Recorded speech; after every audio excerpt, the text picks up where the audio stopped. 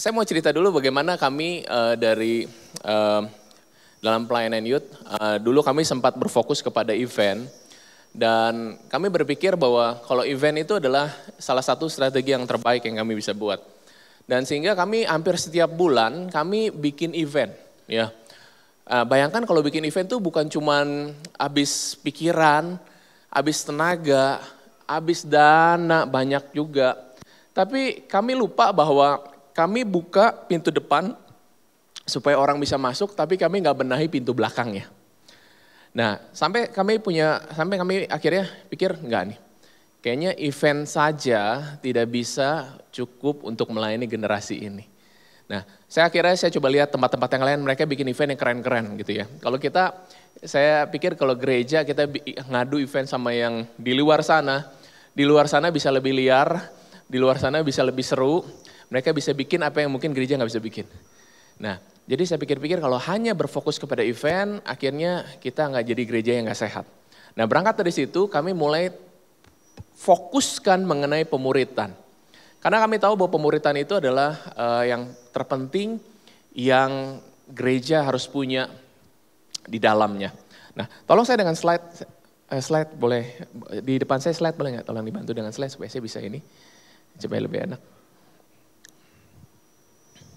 Oke, thank you. Lanjut yang kedua. Nah, kenapa kita perlu pemuritan?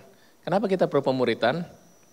Karena begini, pemuritan itu adalah sebuah hal yang harus kita lakukan dan itu adalah perintah Tuhan. Ya kan, Matius 28, ya kan, pergilah, jadikanlah semua bangsa apa? Jadikan apa? Murid. Tanya sebelah, tulisannya benar nggak? Jadi murid atau jadi apa tuh tanya ya? Jadi berangkat dari situ kita mengerti bahwa ternyata ini adalah perintah Tuhan yang penting. Nah, kami mau fokus ke sini supaya kita bermain kepada esensi saja, bukan hanya kepada aksesorisnya. Dan kita mau mengerti bahwa ini adalah perintah Tuhan. Yang kedua adalah kenapa ini penting, kita harus pemuritan. Yang kedua adalah slide berikutnya. Yes. Mempersiapkan anak-anak muda untuk menjadi dewasa dan kuat secara spiritual. Karena begini, kalau cuma event base saja tanpa pemuritan, mungkin mereka bisa kreatif, tapi mereka tidak bertumbuh secara kerohanian. Padahal goalnya mereka harus menjadi murid, mereka harus bertumbuh menjadi serupa Kristus. Itu goalnya. Dan tugas kita sebagai youth pastor, tugas kita sebagai hamba-hamba Tuhan yang melayani di Next Gen ini, kita harus pikirkan bagaimana anak-anak yang kita layanin, anak youth yang kita layanin, mereka harus bertumbuh dalam pengenalan akan Tuhan, bertumbuh dalam kerohanian, bertumbuh dalam karakter yang benar sesuai dengan kebenaran firman Tuhan. Yang ketiga, ini Next Gen ini pemberitaan ini penting karena membuat roda kegerakan Allah terus berputar. Nah, bayangkan kalau hanya berhenti di kita dan kita tidak melakukan pemuritan, maka di bawah kita tidak kuat dan mereka tidak bisa dimaksimalkan karena mereka nggak tahu caranya.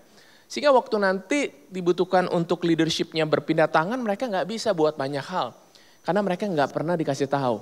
Ya, nah oleh karena itu kami pikirkan mengenai sebuah siklus pemuritan supaya roda kegerakan itu terus bisa berjalan dan kami mempersiapkan generasi di bawah kami untuk siap untuk melayani di generasinya mereka, gitu. Dan yang terakhir, keempat adalah mempersiapkan leadership dan masa depan gereja. Nah, Pastor John selalu bilang begini suatu hari, dia selalu bilang sama saya, suatu hari kalau kita menjadi tua, siapa yang akan menggantikan kita berdiri di depan sana? Nah, pikirkanlah orang-orang itu, muridkanlah mereka dari sejak sekarang. Karena nanti kalau waktu kita tua, kita tidak mempersiapkan mereka berdiri tanpa bekal dari kita, ternyata bahaya. Ya, seharusnya kita sedang mempersiapkan regenerasi dan leadership di bawah kita supaya mereka siap. Nah, kayak misalnya kayak kami ini saya coba siapkan untuk regenerasi di bawah-bawah kami. Jadi di bawah saya di usia saya 38, saya harus siapkan 10 tahun di bawah saya Saya harus siapkan 15 tahun di bawah saya.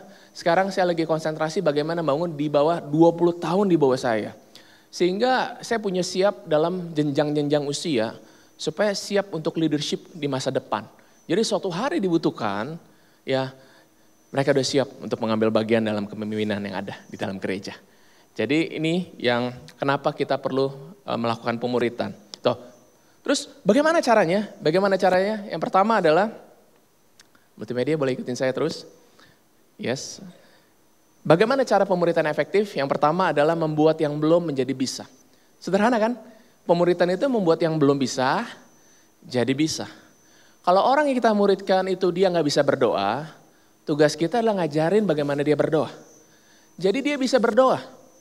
Suatu hari, waktu saya pertama kali kenal Tuhan, awal-awal saya kenal Tuhan, saya masih ingat banget, kami itu disuruh ambil bagian untuk ibadah Natal di gereja kita. Dan biasa kan kalau latihan gitu, apalagi gladi bersih, gladi kotor itu akhirnya ditutup dengan doa ya, kumpul doa ya. Nah suatu hari pemimpinnya waktu itu saya ingat banget dia bilang gini, nah sekarang saya mau minta salah satu dari kalian untuk berdoa. Tiba-tiba semuanya gimana? Gimana sih tiba-tiba? Nunduk semuanya, diem. Ya kan?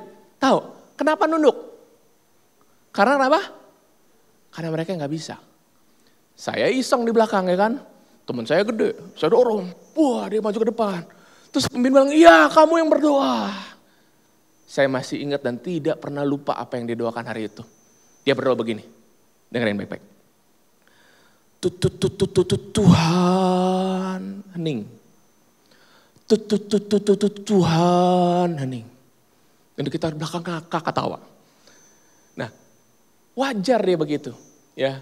Wajar, kenapa? Dia nggak pernah dikasih tahu bagaimana berdoa, bagaimana memimpin sebuah doa yang baik. Nggak pernah ada yang kasih tahu dia. Dia sama seperti saya, kita adalah petobat baru yang baru ikut di dalam kegerakan yang ada. Jadi kita nggak tahu. Akhirnya kita dikasih tahu, kamu doa tuh yang benar. Gini cara berdoanya. Menyembah, kenapa kita harus menyembah Tuhan? Kenapa kita harus baca firman Tuhan? Bagaimana caranya baca firman Tuhan? Saat teduh yang baik itu seperti apa? Itu pemuritan. Yang belum bisa, jadi bisa.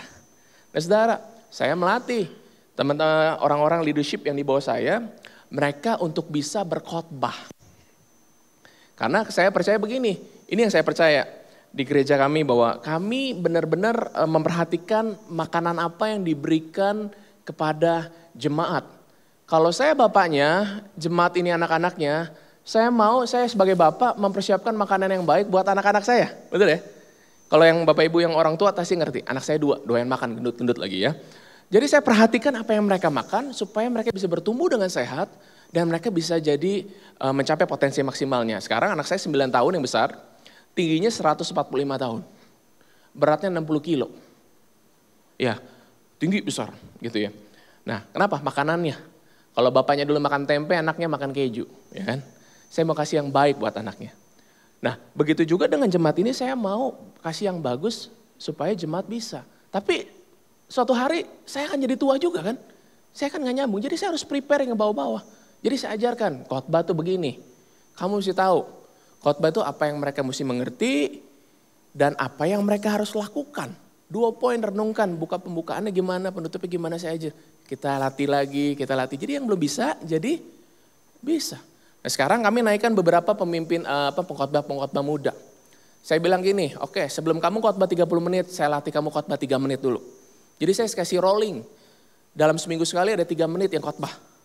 Seminggu sekali khotbah persembahan 3 menit ya. Jangan lama-lama 3 menit. Kalau kamu bisa kuasai 3 menit, kamu bisa kuasai 30 menit. Jadi yang belum bisa jadi bisa, itu pemuritan efektif. Yang kedua, ialah begini, mengatasi kekurangan dan memaksimalkan kelebihan. Jadi waktu saya memuridkan orang-orang, saya melihat apa yang menjadi kekurangan dia.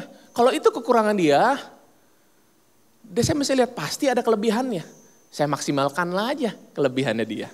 Contoh ya, kalau misalnya kita sekolah ya, kita udah tahu nih ya kan, matematika kita itu udah ancur-ancuran, nilainya 5, 6 gitu ya.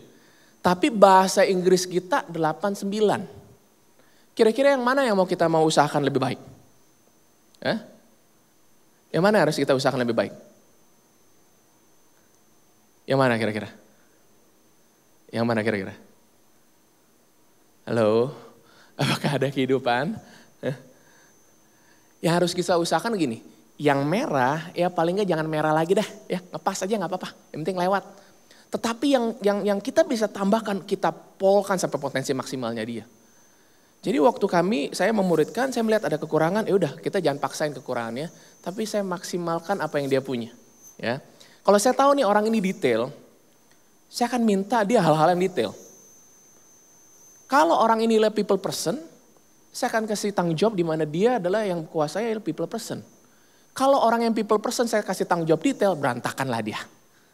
Karena itu kekurangan dia, itu kelemahan dia. Jadi saya bagi-bagi nih. Saya lihat kekuatannya apa, saya muridkan ya. Oke, kamu saya kasih tanggung jawab lagi. Saya latih lagi menjadi lebih.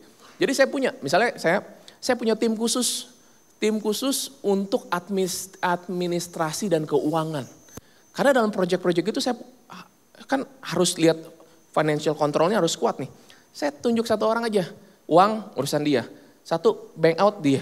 Jadi ada 2 orang menolong saya. Jadi saya nggak usah pusingin, saya tinggal tanya saldo berapa, segala macam berapa, udah enak banget. Itu bagiannya kerjaannya. Ada 1 orang lagi jago banget di WO. Ya, organizer. Pokoknya kalau ada event, oke, kamu aja deh, kamu handle ya.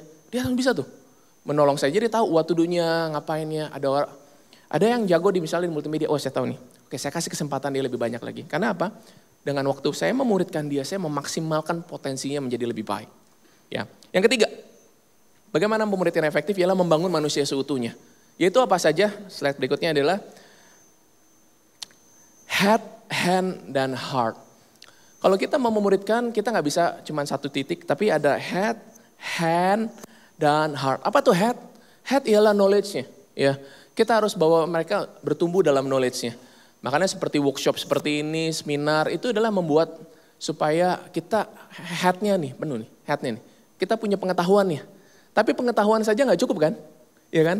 Kita harus praktekkan. Itu hand-nya. Kita harus prakteknya bersama. Ya kan? Heart-nya atau hatinya. Nah apa yang saya buat? Saya suka cerita. Misalnya nih, saya bilang saya kumpulin tim leadership yang ada. Saya kumpulin orang-orang yang saya muridkan. Saya bilang begini, saya tuh mau begini. Saya tuh punya hati untuk ini. Saya bagi dulu bebannya. Saya rindu tuh setiap kelompok sel tuh begini-begini. Saya coba bagikan. Ya. Dalam periode berkala saya suka bagikan. Yuk kita buat sama-sama. Yuk kita buat sama-sama. Nah, bukan cuma pengetahuan tapi kita melakukan bersama itu baik. Nah, dalam beberapa kesempatan saya selalu coba setiap saya punya kesempatan untuk belajar ke tempat luar ataupun saya ke pelayanan ke tempat luar, saya usahakan saya nggak sendirian. Kecuali emang biaya tiketnya sangat tinggi dan terpaksa saya harus sendirian gitu ya. Tapi sebisa mungkin saya selalu libatkan 1 atau 2 orang ikut bersama-sama saya. Kenapa? Karena ketika saya pergi sama mereka, disitulah muter yang namanya apa? Knowledge-nya dapat, saya bisa diskusi, ngobrol, hatinya dapat. Saya bilang gini, ini cara saya melayani, kamu lihat. Yang bagus ambil, yang gak bagus buang. Lihat bagaimana orang lain melayani, lihat ambil yang bagus, yang tidak bagus jangan diambil. Jadi setiap kali saya punya kesempatan, saya coba ajak orang-orang. Ya, nanti setelah misalnya kayak kemarin saya pelayanan ke beberapa tempat, saya ajak tim saya, orang-orang yang saya muridkan, saya tanya, gimana? Apa yang kita bisa pelajari daripada gereja lokal di tempat itu? Terus mereka cerita, oh gini nih bagus, oke. Bagaimana kita bisa apply itu di dalam gereja lokal kita? Itu selalu saya tanyakan. Atau saya pergi workshop sama-sama. Setelah itu saya kumpulin. Apa yang kamu dapat? Coba cerita. Coba kamu bikin summarize-nya. Ya. Coba ceritain kembali, apa passion-nya, apa yang kamu dapatkan. Sehingga bukan itu, kita coba buat sama-sama, gitu loh, ya. Jadi saudara seperti ini, saudara ikut dalam Next Gen Conference ini, nanti pulang kumpul deh sama timnya deh, tanyain deh, ya. Ajak gali sama-sama dan coba kita lakukan bersama. Bukan cuma head, hand, heart, hatinya juga kita perlu. Nah, seringkali yang perlu dibuat ialah dalam bentuk informal, ya. Informal juga baik, ya. Nah jadi saudara, kalau saudara mau bangun hubungan, orang-orang yang dimuridkan, informal juga baik. Makan bersama, baik. Siapa di sini suka makan? Siapa suka makan enak? Siapa suka makan enak, ditraktir lagi? Tuh, Anda aja suka. Saya ajarkan kepada teman-teman yang saya muridkan, saya bilang gini, saya hamba Tuhan. Tapi saya mau ajarin mental yang benar. Saya makan, berapa orang? Saya yang bayarin. Saya kasih tahu begini, ini mental. Kita jadi hamba Tuhan, semua hamba Tuhan ya. Cuma ada yang full time, ada tidak full time. Jadi hamba Tuhan mentalnya gak boleh gini. Kita harus give. Saya ajarin kepada mereka, ulang tahun kita usahakan bisa kasih. Kita kasih. Kita kasih contoh teladan. Bukan ngomong doang, nanti gini ya, enggak. Makan, ngomong, saya bayar. Ya. Kemarin saya ada pemberkatan nikah di Bali. Saya diajak pergi makan sama teman-teman, brunch, kita ngopi-ngopi, kita brunch gitu ya. Saya ngumpul, terus mereka makan gitu ya. Terus makan, saya bilang, begitu bayar bill, saya bilang nih, udah saya yang bayar aja. Mereka kaget, karena mereka belum pernah pergi sama saya. Tapi saya sedang kasih tahu begini, ini nilai kita. Hamba Tuhan, kita orang yang lebih dewasa, kita harus kasih contoh teladan pada mereka. Kalau saya pelayanan gitu ya, ada yang mau bawain saya tas, saya bilang, sorry, najis. Ya, bukan itu yang saya mau tunjukkan gitu. Kita bersama-sama, bukan value itu yang kita bangun gitu loh. Jadi dalam kehidupan kita bisa buat ini banyak sama-sama. Ya, oke lanjut. Yang keempat, lewat segitiga pemuritan. Kalau di Gilgal ini ada 3 hal yang kita buat untuk pemuritan. Yaitu yang pertama ialah setiap orang harus tergabung dalam family cell, itu cell group, komsel. Ya. Kenapa saudara dalam komsel? Karena begini, saya sebagai gembala, saya nggak bisa memperhatikan 450 orang yang di bawah saya nggak bisa. Saya nggak mampu untuk mengenali bahkan nama per nama satu-satu, nggak bisa saya. Ya, apalagi nama aja nggak tahu, bagaimana mendoakan. Saya nggak bisa, saya terbatas. Jadi saya dibantu dengan orang-orang yang di bawah saya ini, mentor-mentor, ya ketua sel yang di youth, ini mereka. Nah ketika mereka ada di dalam sebuah sel group, nah ketua sel inilah yang lebih banyak berinteraksi sama anak-anak ini. Mereka yang lebih tahu, mereka yang lebih mengerti, mereka yang dealing. Jadi setiap orang ini langsung dimuridkan dengan orang yang di atas mereka. Tapi bagaimana dengan orang-orang di atas mereka? Pemimpinnya kemana? Ketemu saya. Makanya pemimpin mentor-mentor ini saya kumpulkan sebisa mungkin sebulan sekali untuk kita namanya unite. Ya kita penggabungan kembali. Kadang-kadang mereka bisa japri saya, tanya saya apa yang harus kita lakukan. Misalnya kemarin saya dikontak, ini nih ada anak nih yang di bimbingan kita nih, anak komsel kita, keluarganya lagi bermasalah. What should I do? Ya saya kasih panduannya begini ya. Respon kamu harus baiknya begini. Dan dia lakukan. Jadi ketika seorang ini interaksi sama seorang pemimpin di atasnya, dia gak usah khawatir. Kalau dia gak bisa, dia ada backup lagi ke saya. Kalau saya gak bisa juga kemana backupnya? Ke pemimpin di atas saya. Jadi kita membackup. Nah makanya seorang itu perlu ada dalam family cell. Pemuritan yang kita buat lebih banyak dalam cell group ini. Karena di cell group ini bisa langsung pelayanan praktis. Saudara ya. Saudara bisa latih untuk sharing. Saudara bisa latih untuk berdoa di dalam cell group. Saudara bisa dilatih untuk bermain musik. Tapi kalau di tempat kita, karena youth-nya adalah setelah ibadah youth, kami nggak ada worship lagi. Cell group-nya langsung kita diskusi, kita langsung hubungan dan lain-lain gitu. Nah ini family cell perlu. Jadi setiap orang perlu ada dalam family cell, karena itulah pola pemuritan yang kami lakukan. Setiap orang harus ada dalam cell group, karena dalam cell group bisa kelihatan karakternya seperti apa. Ya, komitmennya, ya, keterbukaannya, kehidupannya, ya kan. Nah, saudara, anak-anak muda sekarang tuh punya 2 kehidupan. Kehidupan nyata sama kehidupan dunia maya. Ya. Kehidupan dunia maya kadang-kadang anak-anak muda tuh lebih cihui loh dari kita loh, ya. Nah, saudara perlu tahu itu gitu ya. Nah, beberapa anak ini youth kami tuh saya lihat sosial media, ngetop banget di sosial media, ngetop. Tapi begitu ketemu orang pemalu, diem gitu ya. Begitu masuk sosial medianya, followernya berapa? 12.000, 15.000, ya kan? Coba cek follower Anda berapa kira-kira, ya. Itu ngetop di luar. Jadi mereka lebih, saya tahu dari mana ketika saya interaksi, ketua sel kasih tahu saya interaksi, kita bisa muridkan, kita bisa ajar lebih banyak di dalam cell group yang ada. Terus lewat apa lagi?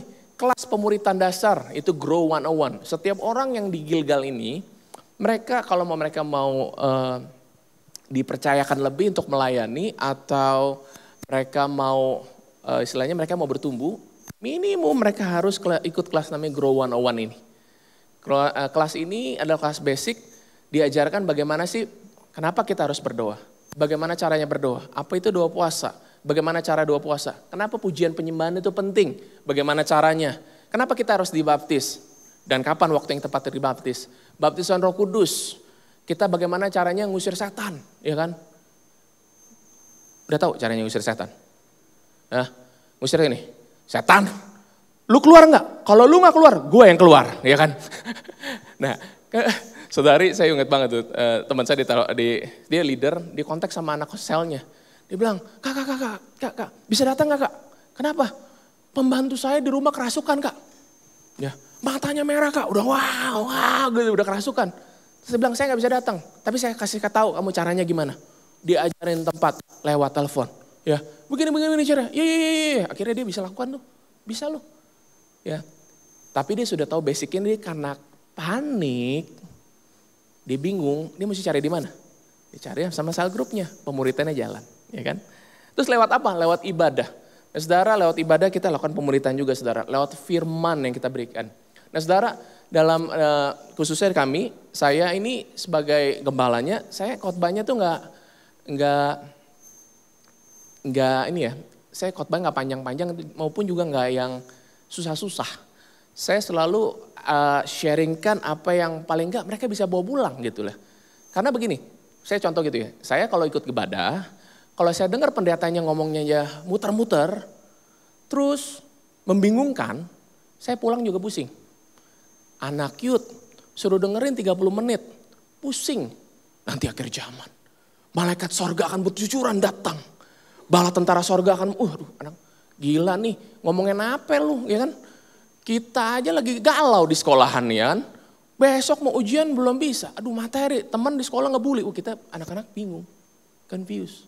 Nah jadi waktu lewat ibadah ini kami muridkan dengan cara yang lebih sederhana lah. Ya. Maka khotbah-khotbahnya kita lebih buat yang aplikatif. Saya sharingkan ini juga ke teman-teman yang lain, kita buat yang aplikatif aja deh. Ya. Dan tema-tema yang lebih bisa menjawab kebutuhan gitu. Jadi 3 ini, lewat family cell, lewat Grow 101, dan lewat ibadah. Lanjut, terus bagaimana dong? Diulang-ulang. Nah katakan sama-sama saya, diulang-ulang. Pemuritan itu gak bisa sekali, diulang-ulang. Ya, diulang-ulang. Masih ingat gak Bapak Ibu ya, atau saudara ya, dulu bagaimana orang tua kita ngajarin kita sikat gigi? Ingat gak bagaimana? Sikat gigi ya? Nggak mau. Ayo sikat. Ingat gak waktu kecil gimana? Kita kan diulang-ulangin terus kan.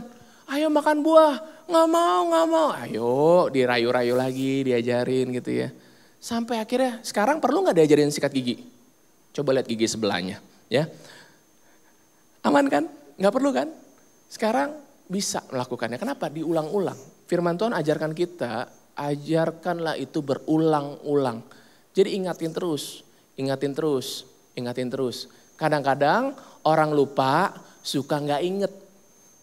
Ya, makanya tugas kita mengingatkan, ngulangin lagi. Ya, bahkan saya juga kadang-kadang suka nggak inget. Saya diingetin lagi sama mentor saya, diingetin lagi. Oh iya. Ya, nah ada satu orang lagi saya latih untuk investasi. Ya, karena kita nggak cuman terima berkat dan kita do nothing, tapi saya ajarkan dia untuk invest. Ya, invest. Saya udah kasih tahu strateginya A, B, C. Karena saya certified financial planner, jadi saya punya strateginya untuk buat itu. Saya kasih tahu begini. Iya. Nggak lama ketemu lagi, saya tanya lagi, kamu udah melakukan belum? Lupa. Ya udah, berapa minggu lagi saya ketemu lagi, kamu udah buat belum? Belum. Jadi akhirnya ketemu saya, dia bingung.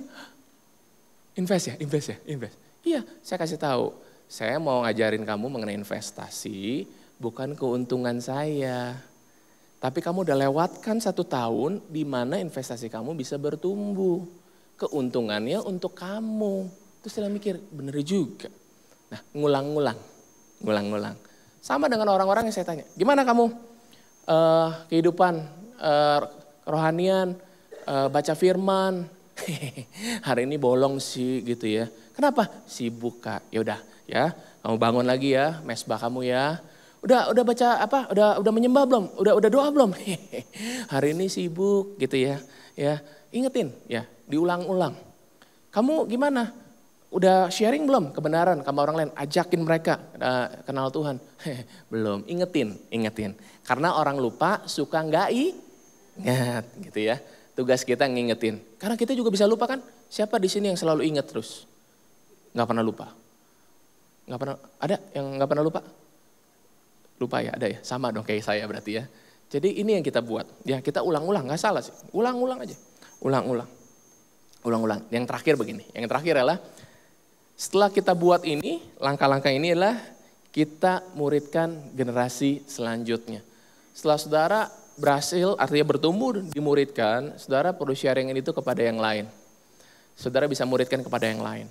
Nah saudara, ini yang kami buat. Kami percaya bahwa setiap orang itu bisa memuridkan orang lain. Karena firman-Nya bilang, pergilah, jadikan semua bangsa murid. Dan di situ nggak disebut, pergilah orang-orang tua, jadikan semua bangsa murid. Berarti nggak ada batasan usia, benar ya? Kalau dia punya pertumbuhan pengertian yang benar, berarti dia bisa memuridkan untuk generasinya. Nah, di kami, khususnya di Gilgal Youth, saya membuat sebuah kebijakan begini. Kalau kamu anak SMA, kamu muridkan orang-orang yang ada di bawah kamu, anak SMP. Kalau kamu yang kuliah, kamu bisa muridkan orang-orang yang masih SMA di bawah kamu.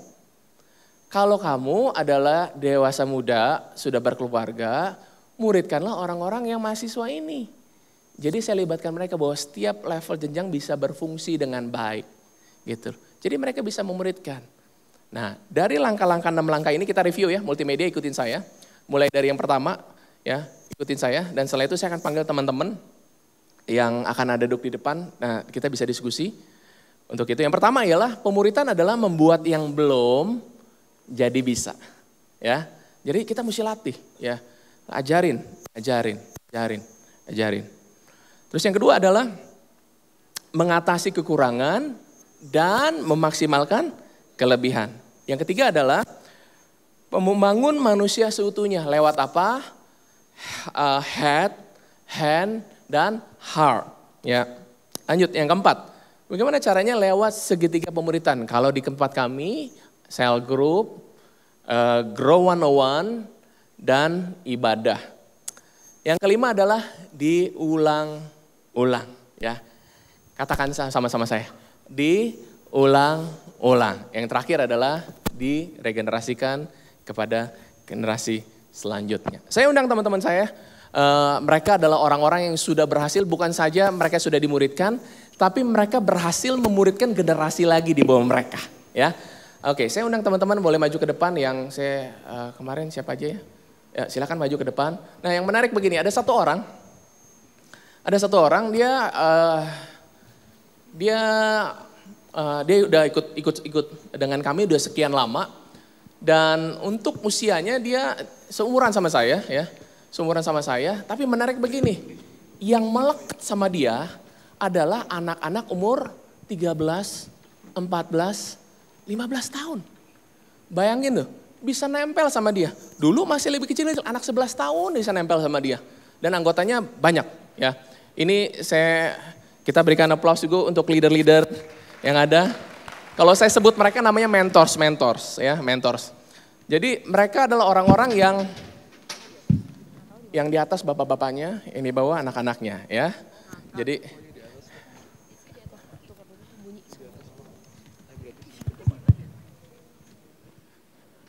Jadi mereka dimuridkan dan mereka memuridkan lagi ya. Saya nggak bisa bawa terlalu banyak karena mereka harus bertugas di beberapa tempat, tapi yang ini yang saya bisa panggil. Oke.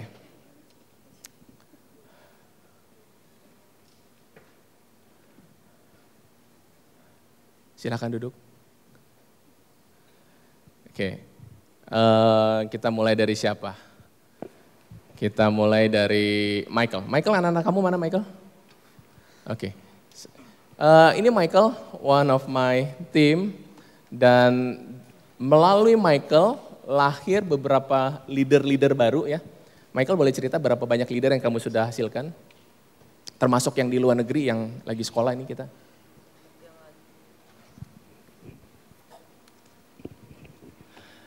Untuk sampai saat ini leader yang ada di mereka sekolah luar negeri itu ada 2. Totalnya aja Mike, totalnya Mike.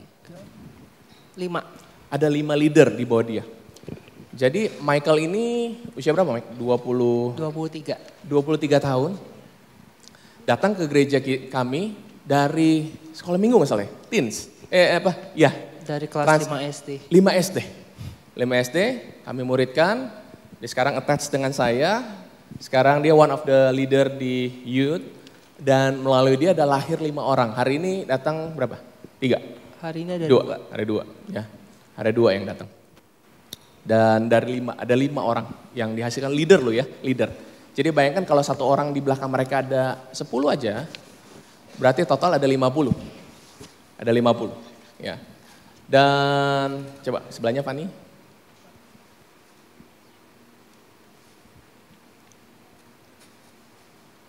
Kasih mic-nya boleh yang baik. Iya. Perkenalkan dulu. Halo, nama saya Fani. Hai Fani. Aku total 2 sih. Total 2 leader ya. Oke, sekarang kamu punya kelompok sel berapa? Total? Ya. 43. 43 orang. 1 orang. Ya. Dan orang yang pemimpin yang kamu sudah muridkan? Floren. Florence, ini anaknya yang sudah dimuridkan. Florence sekarang masih sekolah ya? Kelas berapa Florence? Coba, ini banyak. Kelas 11. Kelas 11. Oke, kasih mic-nya ke ini tadi Oji sama Alvin. Kalian kelas berapa nih? Kasih tahu. 11 juga sama. Kelas 11. Jadi mereka kelas 11 yang dimuridkan. Dan di bawah kalian juga ada anak-anak kan ya yang kalian pimpin ya? Ada anak-anak kelas berapa yang kalian pimpin? Saya sekitar SMP 2. SMP 2. Alvin? Sama SMP 2 juga, SMP 2, SMP 3. SMP 2, SMP 3. Ya, oke, good. Terus lanjut, Sam. Halo, nama saya Samuel. Hai Sam. Iya, di bawahku ada Harry dan Harry memuridkan Eric. Ya, jadi Samuel berhasil memuridkan Harry. Harry umur berapa, Her? Umur 19. Umur 19 tahun. Kamu sudah melahirkan pemimpin lagi di bawah kamu. Rick, umur berapa Rick? Kenalin dulu. Halo, nama saya Erik. Hai Rick. Kamu usia berapa? Usia 16 tahun. 16 tahun. Kamu sudah punya kelompok sel di bawah kamu anak-anak usia berapa? Sekitar kelas SMP 2. SMP 2. SMP 2, ya. Oke, lanjut. Dari sini dulu deh. Oke. Tasya. Ya, Kamu ada berapa anggota selnya? aku sekarang 33 tapi itu merge dari 3. Oke, jadi gini, kami, anak-anak kami ini banyak sekali yang setelah mereka SMA, mereka harus sekolah ke luar negeri. Jadi ketika sekolah ke luar negeri, mereka harus titipkan itu kepada ibu selnya. Jadi sementara Tasya masih handling 33 Iya. karena ada merge dari kelompoknya yang ada. Iya. Dan di bawah kamu total udah berapa? Harusnya ada 3 kelompok sel. Ada 3 kelompok sel. Ya, yang 2 merge ke aku, yang 1 si Kelly. Kelly. Kamu usia berapa? Aku 23 tahun ini. 23. 24 tahun ini. Kelly usia berapa Kel? 18 tahun ini. 18 tahun. 19. Iya. Sorry. Nambah-nambahin. Jadi Kelly going to 19, right? Ya. Ya, sebentar lagi 19. Dan di bawah kamu muridkan anak-anak umur berapa? Umur ada yang SMP sama SMA. SMP dan SMA. Ya, oke, that's good. Yeski. Halo semua, nama saya Yeski. Hai Yeski. Sekarang saya udah memuridkan 1, namanya Clifford. Hai Clifford. Umur saya 19 tahun ini. Jumlahnya ya kok. Ya. Total jumlah anak komsel yang saya pimpin udah 35 kurang lebihnya. 35. 35. Clifford? Kalau saya yang aktif udah sekitar 6-7 orang. 6-7 orang ya. Oke, that's good. Kita kembali kepada Bengkes. Halo, nama saya Beni. Nah ini yang saya maksud nih. Ya. Yang anak-anak ABG ini nempel sama dia nih. Ya. Anak saya ada 20 kurang lebih. Usianya seperti yang dikatakan belasan, dari 10 sampai dari 10 anak tahun? SD. 10 tahun? Dari anak SD. Jadi gini, 10 tahun tuh kadang-kadang ada orang tua udah dikasih tahu ya. Pak, Ibu, youth kita umur 13. Tapi anak saya sudah besar, mau di youth, datang-datang kucuk-kucuk dititipin. Nah ketika datang ke youth, yang lain lihat gede-gede, nah ini nih, singkoh ini yang nampung. Ya, saya juga nggak tahu, cuma mereka lebih dekat sih. Saya lebih dekat sama mereka dari mereka mulai SD. Contohnya Henok, ini anak saya yang dari SD sampai sekarang. Dari SD sampai sekarang udah punya anak berapa? Belum. Jadi saya bangkitkan satu ketua sel baru, jadi nanti ada satu lagi. Jadi berlanjut terus. Jadi kasih mic-nya ke Henok nih. Nah, kasih mic ke sama Henok. Apa Henok? Henok kamu usia berapa? 16. 16 tahun. Kamu mengumuritkan yang berapa orang? Kira-kira tuh umurnya dari kelas 6 sampai kelas 2 SMP. Kelas 6 sampai 2 SMP. Ya. Jadi saudara, kami nggak punya batasan usia buat setiap jenjang usia ini mereka bisa berfungsi di mana mereka ada, gitu ya. Nah, saudara, mereka punya keunikan masing-masing dan mereka menjadi mentor buat anak-anak di bawah mereka. Nah, saudara, saya masih punya banyak, cuman nggak semua saya bisa tampilkan. Tapi ini salah satu yang saya bisa datangkan dan mereka sudah turun ke bawah, mereka menghasilkan dan mereka memuridkan lagi ke bawahnya. Nah saudara, salah satu kekuatan kami setelah kami temukan adalah ketika mereka bonding dengan family cell-nya. Jadi mereka akrab banget tuh. Mereka ntar bikin acara ulang tahun lah, mereka bikin acara ini, bikin acara itu, mereka bisa berfungsi lah. Jadi bahkan mereka tahu keadaan jemaat, saya tinggal tanya aja sama mereka, gimana keadaan? Mereka bisa cerita sama saya. Nah jadi saya bisa mengembalakan dengan lebih efektif lagi karena saya ditolong sama mereka-mereka ini dan masih beberapa orang yang hari ini tidak bisa naik ke atas. Nah saudara, kalau saudara mau bertanya, ya saya minta tolong kru boleh siapkan karena kita punya waktu beberapa saat untuk kita bisa diskusi mengenai pemuritan ini. Oke. Tanya aja, mau tunjuk yang mana silakan. Jadi gantian biar mereka. Ya. Jadi bisa tanya-tanya. Saya minta stulnya dong. Yang kecil. Selamat siang. Ya. Saya mau tanya berapa lama pemimpin ini bisa dirilis gitu ya, bisa dirilis untuk jadi pemimpin baru. Terus kemudian apa aja sih yang jadi dasar landasannya dia bisa dirilis untuk jadi pemimpin? Oke, itu pertanyaan yang baik sekali. Terima kasih Pak. Salah satu yang kami buat adalah begini Pak, bahwa minimum kami punya prinsip begini dulu Pak, setiap orang itu bisa jadi pemimpin. Tapi waktu yang tepat kapan bahwa dia bisa dirilis. Ya. Setiap orang yang mau terlibat dalam pelayanan, mereka harus ikut segitiga pemuritan itu Pak tadi. Dan untuk mengikuti proses itu minimum 6 bulan sampai 1 tahun, dia harus ada dalam gereja lokal tertanam. Nah dari waktu itu, waktu yang ada, nah pemimpin-pemimpin ini memberikan rekomendasi. Dilihat bagaimana karakternya. Nurut enggak? Bisa dikasih tahu enggak? Rese enggak? Ya. Kehidupannya dalam tanda kutip moralnya baik enggak? Bagaimana hubungan dengan orang tua? Dan setelah itu mereka bisa rekomendasikan kepada kami. Saya tampung dan setelah itu mereka harus mengikuti kelas. Istilahnya apa ya? Kelas apa? Leadership class kita. Leadership class khusus, saya buat ini untuk mempersiapkan mereka. Karena begini, apa sih yang harus mereka lakukan? Ya kan? Ya kan? Apa yang mereka perlu lakukan ketika mereka kumpul sama anak-anak? Bagaimana fungsinya mereka? Itu ada kelasnya. Dan setelah mereka lulus kelasnya, baru saya akan konseling. Saya langsung yang personal yang konseling, saya akan tanya beberapa background. Tentu saja saya akan melihat bahwa seorang pemimpin, dia baru bisa memimpin kalau keuangannya benar. Jadi kalau dia tidak bisa berkomitmen untuk mengembalikan perpuluhan, bagaimana dia bisa memimpin orang-orang? Karena dia nggak punya komitmen yang baik. Kalau dia nggak punya background dan juga kehidupan dalam moral yang baik, sulit untuk dia bisa memimpin. Karena pemimpin memberi impartasikan. Jadi kami cari tahu backgroundnya. Karena saya bisa cek dari berbagai-bagai sosial medianya. Karena ingat, anak muda itu hidupnya dari mana? Sosial media. Saya lihat bagaimana komennya, saya lihat aja apa yang dia lakukan. Saya lihat aja siapa yang dia follow. Kalau dia follow-nya ialah yang cabul-cabul kan bahaya. Ya kan? Kalau dia yang ini bahaya. Nah kita bisa lihat tuh.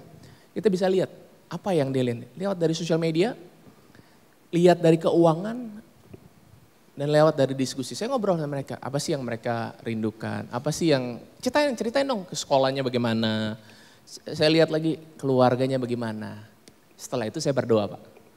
Nah setelah berdoa, dapat rekomendasi dari ketua selnya, saya berdoa, kelihatannya oke, kalau gitu gandeng dulu. Kalau udah mantep, gandeng dulu, tandem. Jadi dia ikut jadi core team namanya Pak.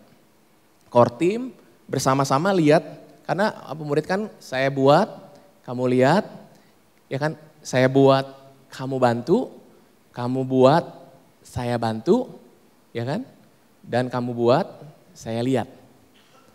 Itu pemerintahan yang lain. Jadi mereka akan lihat gitu.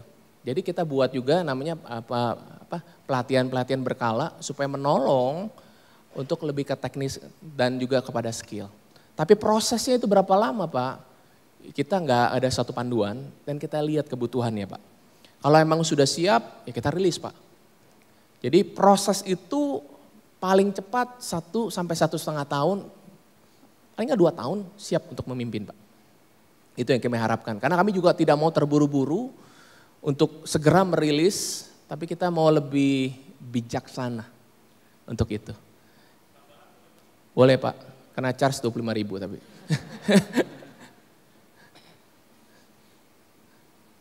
Oke, proses tandemnya sendiri itu bagaimana? Apakah di setiap pemimpin yang lahir itu bisa diberikan tanggung jawab untuk mencari istilahnya murid-murid baru, ataukah ada yang dari ada terus kemudian dilakukan pembelahan?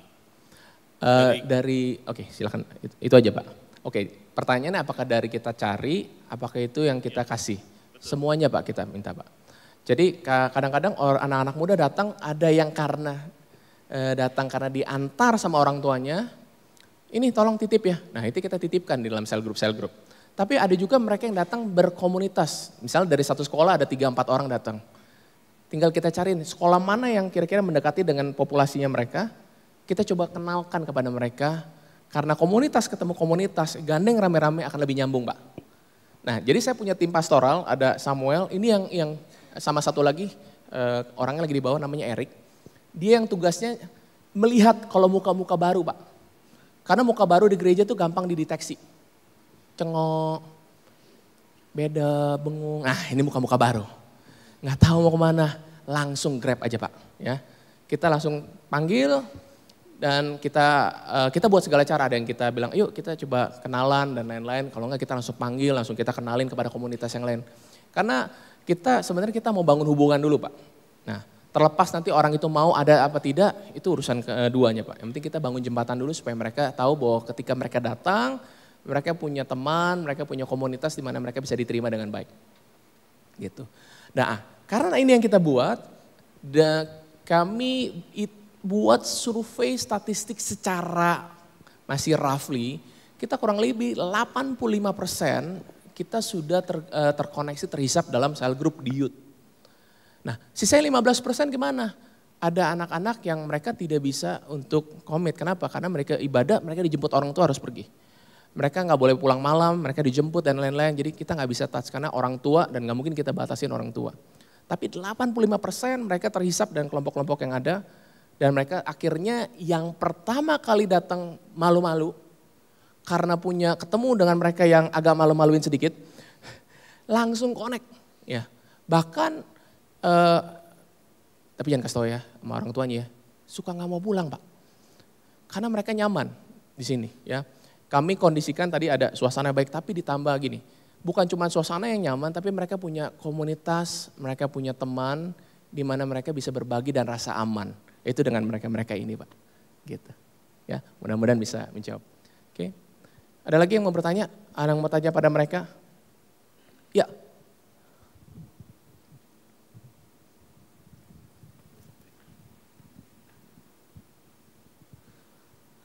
Iya, manggilnya apa? Ko aja ya? Ko. Abang juga boleh. Ya. Oke bang. Ya, udah jadi pakai kumis soalnya, udah pakai kumis. Mau nanya, gini kan ini digabung ya, SD juga ada, SMP, SMA, bahkan kuliah juga ada kan. Apakah nggak terjadi kayak yang tadi Kenigo barusan di sesi sebelumnya sampein bahwa mau bikin program ini kenanya ke SMA doang, mau bikin ini kuliah doang. Nah, bagaimana kenapa youth di Gilgal bisa sampai ya apalagi dengan 85% orang terhisap ke sel grupnya. Nah, kenapa bisa sampai seperti ini? Maksudnya apakah mengadakan programnya satu-satu jadi satu-satu diperhatiin atau ya bagaimana caranya? Terus pertanyaan kedua adalah ini kan diadainnya hari Sabtu malam ya, bener kan? Sore, jam 5. Sore, oh iya. Iya, jadi kan Sabtu. Sedangkan kita tahu malam Minggu itu biasanya baik sama keluarga ataupun sama teman-teman kan jalan-jalan nih. Nah, itu apakah ini juga pengaruh terhadap konsistensi dari jemaat yang datang di youth? Karena yang saya alami, saya juga melayani di youth dan youth hari Sabtu malam. Nah, permasalahannya konsistensinya itu rendah, jadi bukannya mereka nggak mau datang, tapi ada aja acara tanding lah, ntar juga Sweet 17 ya, apalagi ini kan SMA masa-masa Sweet 17 ya. Jadi Sweet 17 terus party something. Nah, bagaimana cara dari gereja ini menyikapi hal tersebut? Ya, makasih. Oke, begini. Pertama kami jelaskan fokusnya kami adalah 13-21. Nah, namun ketika ada orang datang kami nggak bisa batasin. Kami nggak bisa menolak orang, maaf, nggak boleh. Nah, tadi seperti yang saya sudah sampaikan bahwa ada orang tua yang merasa anaknya udah gede, katanya udah nggak mau di sekolah minggu. Maunya di youth, tapi begitu datang youth dia cupu juga gitu kecil gitu ya. Nah, kita harus terima itu. Nah, itu sebabnya kita terima, kita kumpulkan dengan si engkau di ujung ono, supaya bisa di cover. Itu yang ini. Tapi kita secara umum kita bilang youth itu 13 tahun, at least 13 tahun. Dan maksimum 21 tahun. Nah kenapa? Itu yang youth yang kami punya. Kami nggak punya banyak ini pembagian kelompok karena resources Pak. Resources. Kalau ada teens, ada pre-teens, ada teens, ada youth, ada dewasa muda, ada banyak sekali kelompok akhirnya nggak punya kekuatan. Itu yang kami buat, kami fokus aja dulu. Tapi kami fokuskan sebenarnya, ini akhirnya buka kartu deh ya, yang kami fokuskan di usianya anak SMA. Sebabnya kalau mereka ada kuliah, kalau masih nyambung silakan. Tapi fokus kami anak SMA. Tapi buat yang kuliah, kami buat lagi wadah yang baru, namanya Gilgal Uni, nama acaranya Kampus Talk. Kenapa Kampus Talk kita buat? Karena kampus itu punya kebutuhan yang beda, anak kuliah itu punya kebutuhan yang beda. Kalau di SMA kita bisa one way. Fun, seru bisa. Tapi begitu anak kampus butuh diskusi, butuh pembicaraan. Kita butuh yang namanya kita bisa tukar pikiran. Karena udah mulai nalarnya mulai bermain. Komunitasnya ada lagi beda. Nah, tapi yang saya bicarakan di sini adalah mereka pemuritannya. Mereka masuk kelompok yang homogenes. Ya, jadi misalnya saya nggak panggil. Ada beberapa yang mereka khusus handle anak-anak kampus. Ada yang khusus anak-anak kampus. Mereka fokus nih ke anak SMP, SMA. Ada yang kuliah nggak sini yang pegang? Kamu ya, kamu anak kuliah. Kamu juga ya Mike ya, anak kuliah. Jadi mereka ada kelompok-kelompoknya gitu. Dan pertanyaan tadi apa ya, satu lagi terakhir. Konsistensi, kami buat Sabtu jam 5, konsistensi yang kami buat tetap jam 5. Kami sudah buat beberapa tahun ini dan orang-orang rasanya nyaman untuk datang ini. Kenapa? Itu juga kami research. Kenapa? Kami temukan begini, mereka datang bukan karena dipaksa, mereka datang bukan karena mereka rasa bahwa tempat ini yang paling kreatif gitu. Enggak. Apa yang membuat mereka tetap konsisten datang ialah karena mereka punya hubungan di gereja lokal ini. Jadi yang membuat mereka bonding adalah pemuritan ini. Mereka punya second family di mana mereka rasa belong. Bagaimana dengan 17 tahunan, 17-an? Oh ya udah pasti ada. Bagaimana dengan acara-acara lain? Sudah pasti ada. Tetapi mereka memilih untuk datang dulu ke gereja. Setelah datang ke gereja, kita ganti outfit, langsung cabut. Mereka tahu, mereka perlu dulu ibadah, mereka butuh dulu yang namanya berkomunitas. Jadi kalau saya dikasih tahu nih, ini ada acara gini, oke. Artinya apa? Khotbah jangan panjang-panjang. Kita ngerti sama anak muda, mereka mau buru-buru cabut, ya kan? Tapi saya hargai mereka, meskipun mereka punya kesibukan, mereka mau datang beribadah dan berkomunitas dulu, saya harus hargai mereka. Saya mesti kasih kesempatan, saya mesti kasih mereka sebuah momentum di mana mereka, oke, kalian sudah beri yang terbaik, kita juga mau give the best buat kalian. Sebabnya di tempat kami nggak apa-apa, mau pergi silakan gitu kan. Kalau perlu ajak saya gitu kan ya, ajak saya. Nah kita buat itu. Nah jadi mereka bisa, kita bisa mengerti lah kan kebudayaan itu. Sehingga mereka tahu, mereka datang, ya inilah second family-nya. Suatu hari saya ingat mana Monik ya, ada Monik tuh, ada mana tadi saya lihat ada Monik. Suatu hari ada satu nih datang udah pakai baju pesta. Saya bilang, woi Ci mau kemana gitu kan. Mau ke pesta, pestanya minggu depan. Aduh saya lupa katanya begitu, salah kostum dia katanya. Tapi fun gitu, berarti dia sebelum party, dia datang dulu. Bayangin udah pakai dress up gitu kan ya, pakai, saya nggak tahu gitu kamu pakai heels nggak tuh Manik? Pakai heels nggak tuh? Ya, pakai heels ya, pakai heels gitu ya. Saya lihat, weh mau kemana Ci? Tapi dia tahu, oh berarti dia datang dulu baru dia untuk lanjut berikutnya. Nah saya temukan begini bahwa kenapa mereka mau, karena mereka punya sense of family, sense of belongingnya. Ya, jadi mereka ada di dalam gereja lokal ini, mereka rasa aman. Dan seringkali begini, seringkali mereka malah nggak mau pulang gitu loh. Ya mereka nggak mau pulang, mereka main, mereka nongkrong, mereka sharing. Ada yang bilang udah pulang. Enggak, kita masih mau di sini mau main gitu ya. Seru kali ya, tapi nggak apa-apa. Artinya mereka merasakan sesuatu yang berbeda ada di dalam gereja. Lebih baik daripada gereja menyeramkan. Ya. Ya, mudah-mudahan bisa menjawab gitu ya. Mungkin ada lagi yang bertanyakan? Ya, yang mana dulu nih? Kru boleh tolong. Ada yang mau nanya mereka nggak? Silakan loh kalau mau nanya mereka. Ya. Testing. Terima kasih. Yes, siapa yang duluan? Ya. Ya, Kak saya mau nanya soalnya kalau di gereja saya itu komunitas youth-nya itu agak kecil Kak, sekitar cuma 20-30 orang, itu pun kebanyakan ya yang pengurusnya gitu. Maksudnya apa yang bisa dilakukan supaya dengan komunitas kecil kita masih bisa membangun sebuah hubungan discipleship yang bagus? Boleh tanya, Anda youth pastornya atau? Saya salah satu pengurusnya Kak. Pengurusnya. Oke, pertanyaannya apa yang harus dilakukan untuk berkembang?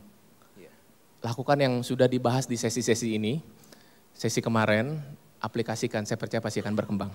Tapi prinsipnya begini, tidak ada pelayanan yang tiba-tiba gede. Semua dimulai dari yang kecil. Makanya setiap perkara kecil, maka kita akan dipercaya hal yang besar. Nah, saya bisa menghasilkan mereka itu by process. Takes time, usaha, jeripayah, lutut seringkali menyentuh tanah, air mata turun ke bawah untuk bisa menghasilkan, dan ini sebuah kerja keras dan anugerah daripada Tuhan. Jadi ini by time, don't worry. Ya, silakan yang lain. Tuh, kru boleh? Saya Victor. Ya. Saya mau nanya. Tunggu sebentar. Hai Victor. Hai semuanya. Saya Victor. Thank you Pastor Owen udah jelasin banyak hal jadi berkat. Yang saya ingin tanyakan sebenarnya soal proses itu. Jadi pasti dalam pemuritan sesuatu yang gak gampang. Jadi waktu tadi dijelasin yang saya lihat itu kayak sesuatu yang mudah. Pastor Owen misalnya ke Sam, and then Sam ke yang berikutnya. Kita di sini melihatnya kayak, wih gampang sekali ya. Nah saya pingin ngebongkar sedikit apa yang Pastor Owen rasain waktu memuridkan misalnya salah satu leaders. Karena saya pernah ketemu sama Sam, jadi sama Sam. Terus apa yang saya merasain waktu Pastor Owen memuridkan tentunya ada, dan berikutnya ke anaknya juga. Oke. Terus apakah dalam proses pemuridan tuh kita tuh biasanya agak susah tuh waktu modul. Apakah ada modul atau enggak, atau kita cuma pemuridan kayak datang, kumpul, bagi firman aja, bagi teladan, tapi apa ada, kalau sama leaders tentunya ada yang tadi ya, leaders kelas buat leaders, tapi untuk yang komsel atau kita mempersiapkan seseorang lagi, apakah ada modul khusus yang dibuat sama Pastor Owen dan tim? Terima kasih. Oke, saya jawab dulu pertanyaan kedua. Kami nggak punya modul khusus, tapi kami konsentrasi kepada khotbah hari Sabtu di youth. Jadi misalnya kalau saya khotbah itu saya suka bikin pertanyaan. Dari khotbah ini pertanyaan apa yang bisa ditanyakan saya kirim kepada mereka. Sehingga mereka bisa menanyakan pertanyaan itu kepada orang-orang yang dibawa dalam komsel mereka. Ini yang mereka bisa lakukan. Kami nggak punya banyak modul, kami standarkan sama dengan yang ada. Karena kami tahu kalau seseorang itu melakukan apa yang dikhotbahkan di dalam ibadah, dia pasti akan berbuah. Enggak harus bahwa informasi harus banyak, tapi apa yang dia dapat dia kerjakan, dia lakukan, pasti akan bertumbuh dan berbuah. Gitu, ya. Oke, untuk menanyakan bagaimana prosesnya, mungkin kita tanya aja dulu gimana rasanya kalau ketemu dengan saya dan dimuridkan, saya peras, iki, ya. Atau seperti apa? Mungkin silakan ada yang mau jawab supaya mereka Pak Victor tadi bisa tahu gimana. Silakan ya. Iya deh, saya yang jawab kalau gitu. Kesian banget. Sama ya, maksudnya mungkin seperti anak-anak yang lagi dibimbing, dimentor sama ketuanya, pasti punya rasa kalau ketemu sama mentornya, apalagi kalau dipanggil, Sam sebentar sini. Wah itu udah pasti, kita udah pikirin, kita buat salah apa ya kan. Kita kenapa ini dipanggil begini, pasti setiap dari kita pasti merasakan hal yang sama. Ada istilahnya, apa ya, aku pribadi mungkin ada rasa, karena baru, aku dulu waktu kecil dari keluarga itu, jarang sekali yang namanya diberi tanggung jawab atau diberi suatu hal, dipercayakan istilahnya, dikasih tanggung jawab, dipercaya. Jadi Pastor Owen selalu kalau misalnya ketemu aku, dia bilang,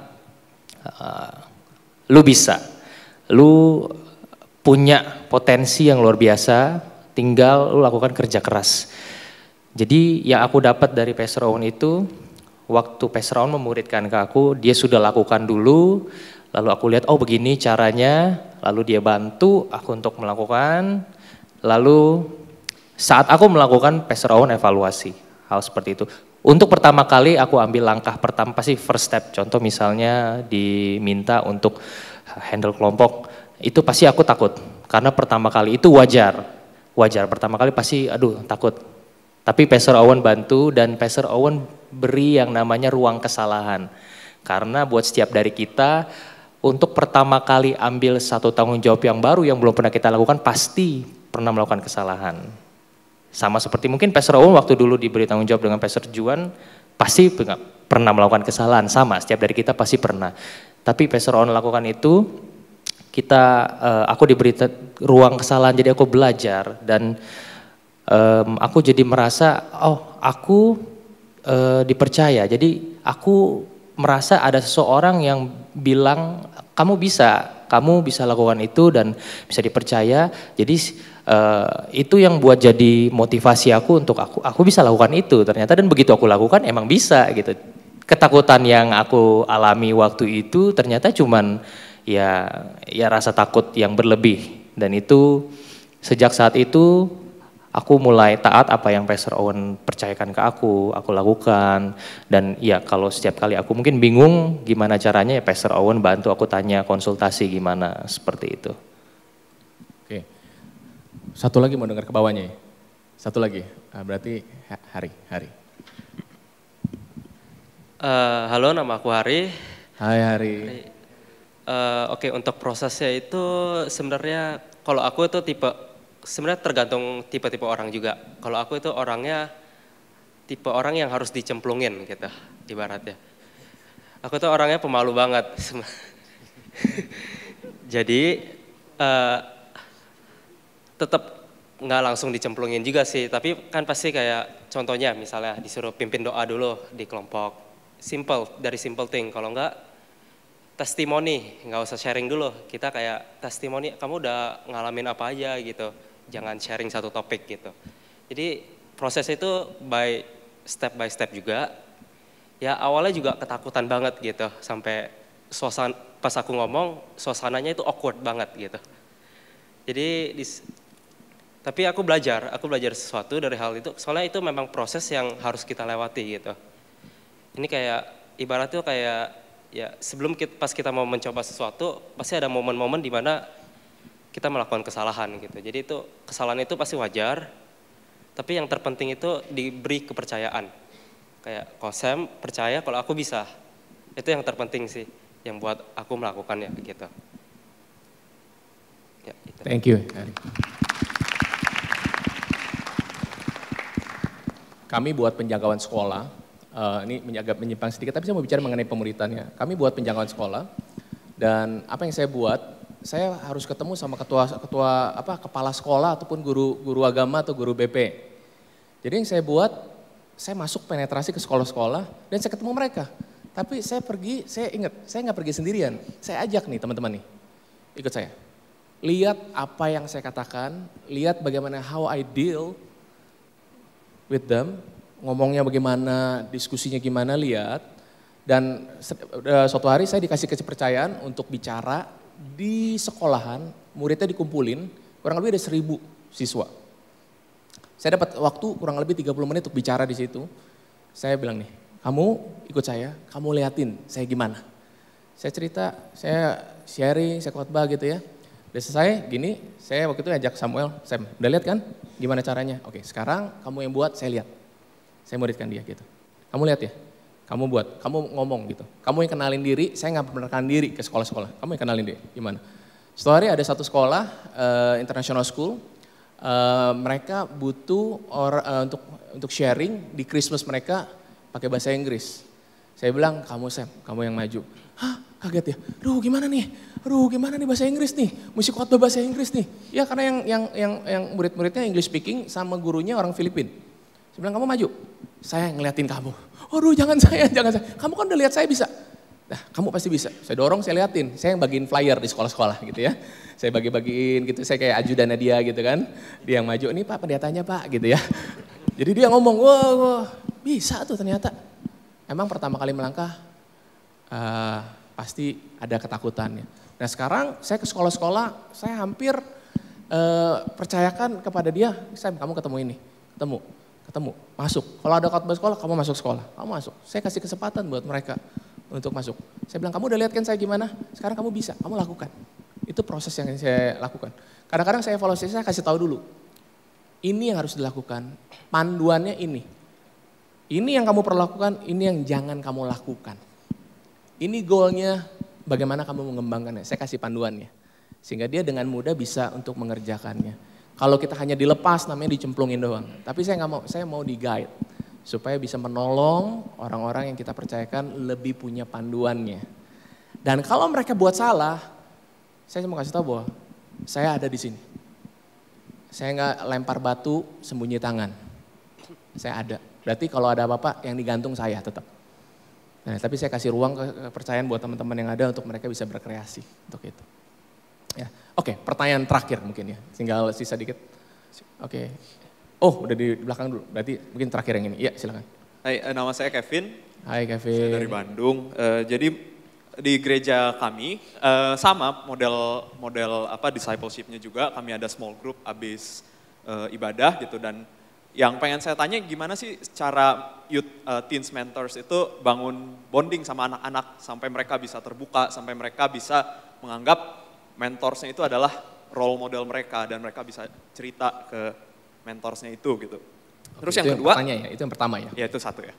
Yang kedua, kalau di kami untuk teensnya itu mentorsnya adalah kebanyakan dari umur-umur college gitu, sekitar 20-an awal. Nah, dan anak-anak college ini juga kan sebenarnya butuh makan juga kan, butuh sharing sama orang-orang yang seumuran, butuh mungkin komsel sama yang anak-anak college juga, sedangkan mereka punya tanggung jawab untuk mentoring ke bawah gitu. Jadi pengen tanya aja sih kalau di sini gimana cara supaya bisa balance gitu, jadi dapat makan iya tapi tetap bisa ke bawah juga. Thank you. Oke, saya jawab pertanyaan yang kedua. Setelah itu mereka yang akan menjawab pertanyaan yang pertama. Mungkin teman-teman dulu yang di atas bisa membantu. Yang kedua begini, kalau di kami setiap orang harus ikut dalam kelompok sel. Baru dia bisa menjadi pemimpin kelompok sel. Nah ketika dia jadi pemimpin kelompok sel, bukan berarti dia meninggalkan sel grup yang di atasnya. Jadi tetap ada punya hubungan. Jadi meskipun dia memimpin, selalu punya atasnya seperti mereka memimpin, tapi mereka punya pemimpin di atas mereka. Mereka punya komsel lagi dengan pemimpin di atas. Jadi jenjang itu nggak terputus, harus dalam komunitas sel. Nah, pertanyaan pertama, bagaimana caranya buat bonding? Silakan teman-teman. Oke, aku coba jawab dulu kali ya. Jadi dulu juga pertama kali aku juga punya kesulitan yang sama bonding sama mereka gitu. Pertama kali dulu aku ingat banget ketemu sama anak-anak yang dulu dipercaya gitu ya. Ada 7-8 orang, aku mulai dari 7-8 orang. Terus pas pertama kali kenalan, diajak kenalan ngobrol, responnya mereka aku diketawain doang. Jadi mereka seru sendiri karena it was like SMP gitu kan, anak-anak SMP. Terus mereka ngobrol, terus aku cuma kenalan, kan aku cuma taat kan disuruh kenalan, ya udah aku kenalan gitu rutin. Sampai diajak di apa yang aku ingat banget waktu itu aku minta nomor telepon aja nggak dikasih gitu. Dengan berbagai macam alasan, pokoknya intinya ketemu itu aku nggak dapat nomor telepon intinya. Padahal kan yang penting kan nomor telepon. Udah gitu, udah kan untungnya mereka datang gitu tiap minggu. Jadi tiap kali aku ngelihat dan I just say hi and I was like ngajak ngobrol segala macam bla bla bla. Jadi mulai dengan oke nih aku rutin aja gitu setia ajak ngobrol ya kan segala macam sampai aku cari gitu, aku research apa yang buat mereka menarik gitu. Contoh misalnya waktu itu like mereka kan SMP, apa sih di sekolah ini lagi seru apa gitu. Jadi mereka ngobrol, ya udahlah biarin, yang penting biarin diketawain ya udah. Yang penting aku dengar gitu, modal pertama kan cuma kuping doang. Jadi aku dengerin, oh ternyata mereka tuh obrolannya ini gitu. Dari aku tahu mereka ngobrol ini dan aku tahu aku bisa masuk dari mana gitu kan. Abis aku bisa masuk dari mana terus aku mulai kayak aku ingat banget tuh waktu Sabtu, sebelum Sabtu aku cari dulu, aduh film yang paling baru apa ya, terus kayak lagu nih apa ya gitu. Jadi aku bisa nyambung sama topiknya mereka gitu. Satu kali I find out that mereka main lumayan aktif di Snapchat. Jadi kalau teman-teman pakai Snapchat, aku jujur ya, dari sejak saat itu aku mulai main Snapchat karena aku tahu anak-anakku pakai Snapchat. Jadi instead of, kan mereka bete juga kali ya kalau anak-anak zaman sekarang kan dicariin by, misalnya kita WhatsApp gitu, lu kemana aja bla bla ajak ngobrol, sementara aku sendiri bukan orang yang yang gadget all the time gitu. Jadi aku lebih prefer ketemu mereka muka per muka. Jadi aku akalin gitu. Instead of chat sama mereka, ya udah aku main Snapchat aja. Dari Snapchat aku bisa tahu gitu mereka lagi ngapain, mereka lagi suka sama apa, dan dari situ aku bisa masuk. At least you can comment kek, atau enggak kita bisa Snapchat kita kek, kadang-kadang itu lebih helpful daripada sekedar nggak harus formal yang ayo kamu ketemu aku ketemu kamu, nggak harus kayak gitu. Kadang-kadang be relevan juga dulu aku ingat banget, diajakin nih, mereka ajakin aku surprisein satu orang, yang which is orang yang ulang tahun aja aku nggak deket gitu loh. Tapi for the sake karena mereka ngajak, jadi pokoknya kepentingannya at least I can do something gitu loh. Yang penting bisa ngobrol, bisa ketemu, bisa bonding. Jadi dulu tuh pas aku kuliah mereka SMA, jadi mereka ajak hampir kali tuh setiap 1 tahun ada 3 apa 4 surprise gitu. And I just like datang terus ya udah sampai masuk ke kelas sampai segitunya gitu. Cuma for the sake of ya udah at least mereka terpapar sama aku dan aku nggak jadi asing buat mereka gitu. Sampai ya udah nanti ajak mereka nonton kayak hangout. Kalau nggak bisa komsel di rumah ya udah pergi komsel di tempat lain gitu. Just cuma bisa ngobrol doang gitu. Itu sih mungkin pengalaman. Oke, thank you. Mungkin ada satu lagi sebelum kita menutup terakhir. Kalau anak-anakku tuh mereka cuman satu sih, ketemu mereka. Jadi aku pun juga kalau dalam waktu seminggu apalagi juga kalau kerja lagi ada deadline, lagi ada project itu kan pasti waktunya pack terus. Tapi aku selalu misalkan komsel, hari Jumat tuh hari sakral komsel gitu. Jadi ada satu waktu yang aku dedicate buat mereka. sering ketemu mereka, pulang dari youth service pun aku kumpul sama mereka, which is aku bisa pakai waktu itu buat kumpul sama teman yang lain yang lebih sepantaran aku kayak Tasya dan satu lain ini. Tapi aku kumpul sama mereka dan di situ pun sebenarnya nggak harus akunya ngomong, tapi aku di sana. Mereka asik kecakakan sendiri, kadang mereka bercanda apa juga nggak ngerti gitu, iya kan? Mereka bercanda gitu, mereka kalau ngomongin soal sekolah mereka, ngomongin teman mereka yang bisa nendang bola sampai AC ke atas gitu, mereka bisa ketawa gitu. Tapi cuman kayak, tapi di situ yang aku lihat adalah waktu aku ada di situ buat mereka, aku spend time di situ. Walaupun kadang dengerin juga mereka ngomong bisa 1,5 jam non-stop. Percayalah anak-anak itu mereka ini bisa ngomong 1,5 jam non-stop gitu. Terus waktu mau mulai komsel udah malam, bisa kayak gitu. Jadi kuncinya di situ aku ada di situ buat mereka gitu.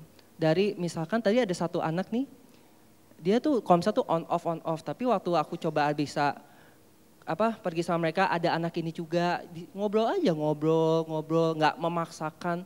Lama-lama dianya bisa mulai dekat dan sekarang kalau dia ada apa-apa bisa ngobrol, bisa nanya langsung. Jadi waktu mulai ketemu, kalau anak itu udah nyaman, mereka pasti akan ngomong. Kalau mereka nggak ngomong, berarti mereka belum merasa nyaman, mereka belum merasa safe. Nah itu yang harus kita gain di situ. Wow, jadi jembatannya adalah bagaimana kita bangun hubungan sama mereka. Dan orang nggak terlalu peduli seberapa banyak yang kita tahu, tapi mereka mau tahu seberapa banyak kita peduli terhadap mereka. Jadi ketika saudara bangun hubungan sama mereka, ketika saudara mau peduli dalam kehidupan mereka, saudara akan diperhitungkan dan mereka akan buka pintu untuk kehidupan anak-anak yang kita akan menangkan ini.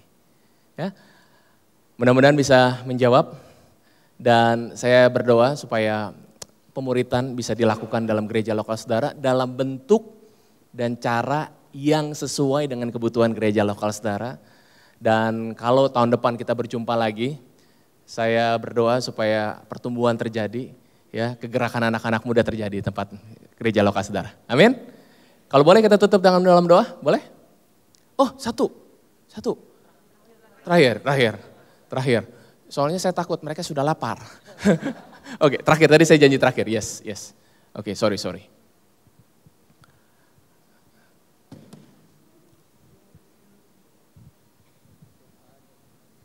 Ya, shalom, nama saya Lucky. Pertanyaan Lucky. Hai Lucky. Pertanyaan terakhir saya mau tanya sama Pastor Owen. Apa sih yang harus kita lakukan jika di tengah jalan, kita kan semua manusia ya, kita masih tinggal di dalam daging. Jika di tengah jalan kita temukan bahwa teman-teman leader kita, mereka jadi loyo atau down, mungkin terpengaruh karena lingkungan dan pergaulan mereka. Sehingga itu berdampak pada pelayanan mereka bagi jiwa-jiwa di bawah mereka. Dengan akibat terbengkalainya jiwa-jiwa di bawah mereka. Dan mungkin parahnya kita melihat bahwa mereka semakin menurun. Apakah yang harus kita lakukan? Apakah ada kemungkinan dia tidak bisa lagi jadi leader seperti itu? Pastor Owen, terima kasih. Oke, terima kasih. Kalau kita bilang dia tidak bisa lanjut jadi leader, kita terlalu cepat menghakimi. Yang kita perlu mengerti apakah apa yang dia sedang alami. Karena perubahan terjadi pasti ada penyebabnya. Tugas pemimpin mencari tahu apa penyebabnya. Tolong dia menjalani waktu-waktu susahnya dan angkat dia di dalam keletihan dia. Bagian kita berdoa bersama-sama dengan dia, kalau dia masih mau dibimbing berarti dia masih punya banyak sekali harapan untuk bangkit kembali. Jadi jangan terlalu cepat untuk memutuskan, oke, kamu gak bisa. Tapi baiklah kita ada bersama dengan mereka. Ya, mudah-mudahan bisa menjawab dan mari kita berdoa, boleh? Kita berdoa. Terima kasih Tuhan. Ini workshop terakhir di hari ini. Kami hamba berdoa supaya apa yang telah kami dengar ini, kami boleh mendapat pengertian dan pencerahan karena Roh Kudus. Kami butuh mengaplikasikannya di dalam pelayanan gereja lokal kami. Kami mau lakukan yang terbaik, oleh karena itu Roh Kudus tolong kami, sehingga kami tahu apa yang harus kami lakukan.